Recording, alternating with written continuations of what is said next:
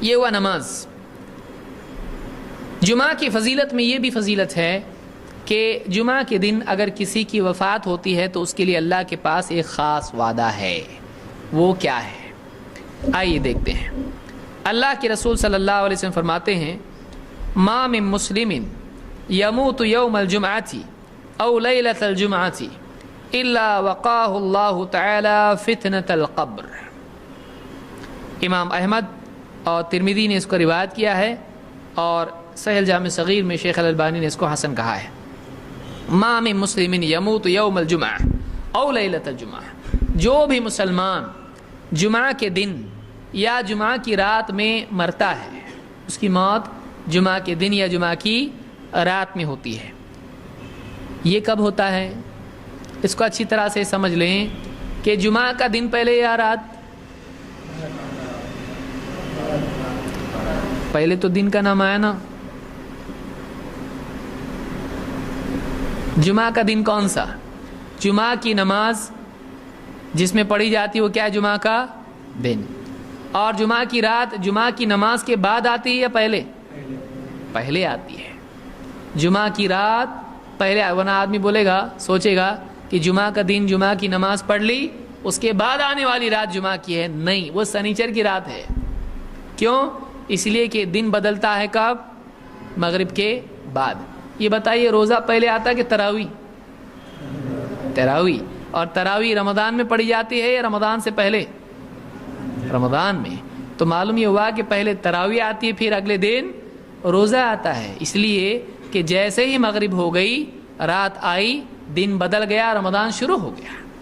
تو رات پہلی تراویح پہلے روزے سے پہلے ہوتی ہے، تو دن سے پہلے رات آتی ہے، اور رات ہی سے ہمارا نئی تاریخ شروع ہو جاتی ہے۔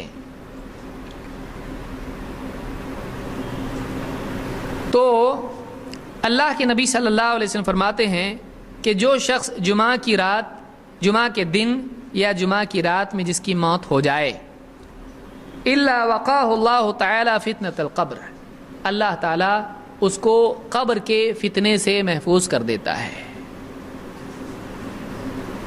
کیا کیا اس نے؟ کچھ بھی نہیں کیا۔ اس کی موت کب ہوئی؟ جمعہ کی رات میں یا جمعہ کے دن میں۔ صرف دن میں نہیں، رات میں بھی اگر اس کی موت ہو جائے جمعہ کی، تو اس کے لیے فضیلت کیا ہے؟ اللہ تعالیٰ اس کو قبر کے فتنے سے محفوظ رکھتا ہے۔ قبر میں کیا کیا ہے؟ قبر میں 3 چیزیں ہیں۔ نمبر 1، قبر کا دبوچنا، ہر ایک کے ساتھ ہوتا ہے۔ وہ قبر جو ہے کیا کرتی ہے؟ دباتی ہے۔ 2، قبر میں سوالات ہوتے ہیں، منکر نکیر آتے ہیں اور سوال پوچھتے ہیں۔ 3، قبر میں عذاب ہوتا ہے۔ تو یہ 3 چیزیں قبر میں ہوتی ہیں۔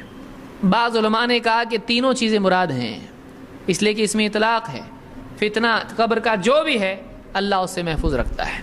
بعض علماء نے کہا کہ اس سے مراد قبر کا عذاب ہے۔ بعض علماء نے کیا کہا؟ قبر کا عذاب ہے۔ جو بھی ہو، تینوں بھی کیا معاملات ہیں؟ خطرے سے خالی نہیں ہے۔